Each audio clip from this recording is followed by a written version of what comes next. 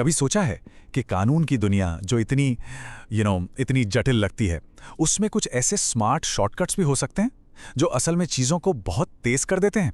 आज हम कानूनी सिस्टम के अंदर छिपे इन्हीं स्मार्ट नियमों को समझने की कोशिश करेंगे। तो चलिए सीधे मुद्दे पर आते हैं। हम सबने ये तो सुना ही है कि justice delayed is justice denied, मतलब देरी से मिला न्याय न्याय नहीं होता।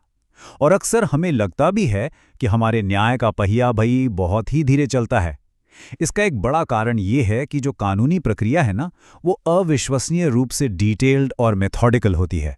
लेकिन मजे की बात यह है कि इसी सिस्टम के अंदर इसे तेज करने के कुछ तरीके भी छिपे हुए हैं।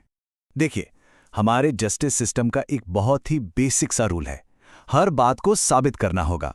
अदालतों को हर क्लेम के लिए एकदम ठोस सबूत चाहिए, और बस इसी सबूत को इकट्ठा करने और पेश करने में ही तो सारी कार्यवाही लंबी खिंच जाती है। और बस यहीं पर कहानी में एक मजेदार ट्विस्ट आता है।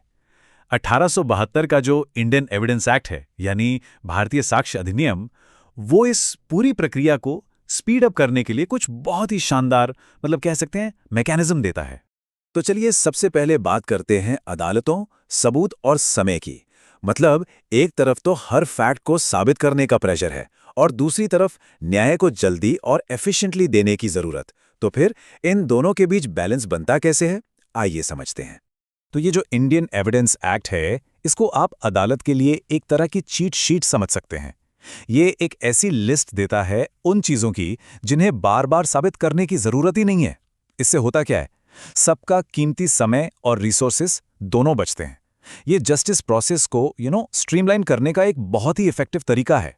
तो अब आते हैं उन फैक्ट्स पर जिन्हें किसी प्रूफ की जरूरत ही नहीं पड़ती। इसी एक्ट के अंदर सेक्शन 56 से 58 में दो मेन टाइप के शॉर्टकट्स बताए गए हैं। ये ऐसे नियम हैं जो अदालतों को उन चीजों पर टाइम वेस्ट करने से रोकते हैं जो या तो मतलब सबको पता है, या फिर जिन पे केस के दोनों साइड्स पहले से ही राजी हो चुके हैं। तो ये दो तरह के फैक्ट्स आखिर हैं क्या, जिन्हें प्रूफ करने की कोई जरूरत नहीं है? चलिए एक एक करके इन्हें समझते हैं। तो ये दो कॉन्सेप्ट्स हैं। पहला जुडिशियल नोटिस यानी न्यायिक सूचना, और दूसरा एडमिटेड फैक्ट्स यानी स्वीकृत तथ्य। अब दोनों ही अदालत का समय बचाते हैं, पर इनके काम करने का तरीका एकदम अलग है। सिंपल भाषा में समझें तो जुडिशियल नोटिस का मतलब है वो फैक्ट्स जो इतने जाहिर हैं, मतलब इतने ऑब्वियस हैं कि कोर्ट उन्हें बिना किसी सबूत के ही सच मान लेती है, जैसे कि सूरज पूरब से उगता है, राइट। दूसरी तरफ हैं एडमिटेड फैक्ट्स, मतलब वो बातें जिन पर केस की दोनों पार्टियां खुद ही सहमत हो जाती हैं। तो एक तरह से यह है कॉमन नॉलेज वर्सेस आपसी एग्रीमेंट। तो इस जुडिशियल नोटिस के दायरे में आता क्या क्या है? देखिए, सेक्शन 57 में इसकी एक लंबी चौड़ी लिस्ट है।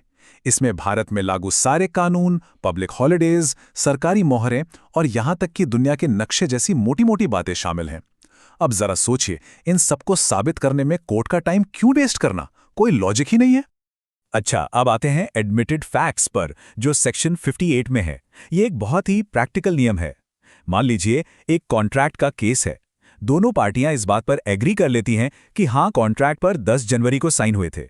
तो बस बात खत्म। अब इस तारीख को साबित करने के लिए किसी गवाह को बुलाने या कोई डॉक्यूमेंट दिखाने की कोई जरूरत नहीं है। कोर्ट इसे एक माना हुआ सच मानकर आगे बढ़ जाती है। लेकिन एक मिनट, क्या होता है जब प्रोसेस में कोई गलती हो जाए? आखिर कोई भी सिस्टम परफेक्ट तो होता नहीं है, राइट? यहीं पर इंडियन एविडेंस एक्ट का सेक्शन 167 एक बहुत जरूरी सेफ्टी नेट की तरह काम करता है। देखिए, कानूनी कार्यवाही में गलतियां हो सकती हैं, आखिर उन्हें इंसान ही तो चलाते हैं। तो सवाल ये उठता है कि अगर किसी सबूत को गलती से मान लिया जाए या फिर खारिज कर दिया जाए तो क्या होगा? क्या पूरा का पूरा केस फिर से शुरू करना पड़ेगा? यहां पे कोर्ट बस एक बहुत जरूरी सवाल पूछती है, क्या इस गलती की वजह से केस के फाइनल रिजल्ट पर कोई असर पड़ा? इसे कानून का no harm no foul rule समझ लीजिए।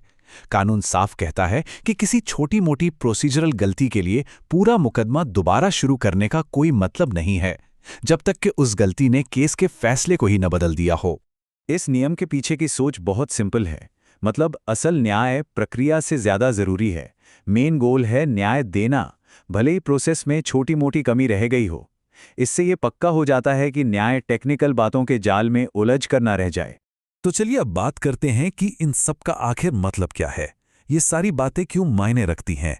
हमारे जस्टिस सिस्टम पर इनका असली असर क्या होता है? देखिए, इन नियमों के फायदे तो एकदम साफ है।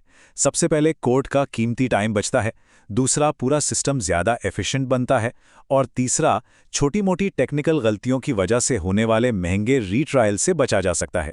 मतलब ये सबके लिए एक विन विन सिचुएशन है। तो अगर हम बड़ी पिक्चर देखें तो ये सारे नियम मिलकर एक ज़्यादा बैलेंस्ड कानूनी सिस्टम बनाते हैं। ये पक्का करते हैं कि अदालतें अपना ध्यान उन मुद्दों पर लगाएं जो असल में मायने रखते हैं, ना कि फालतू की बातों पर। शॉर्ट में कहें तो ये नियम ही हैं जो ये पक्का करते हैं कि न्याय का पहिया बिना अटके स्मूथली चलता रहे। तो आखिर में ये सब हमें एक बड़े सवाल पर लाकर छोड़ देता है। प्रोसेस और असली न्याय, इन दोनों के बीच वो परफेक्ट लाइन कहाँ खींची जाए? ये एक बहुत ही नाजुक बैलेंस है जिसे हमारा लीगल सिस्टम हमेशा बनाने की कोशिश करता रहता है।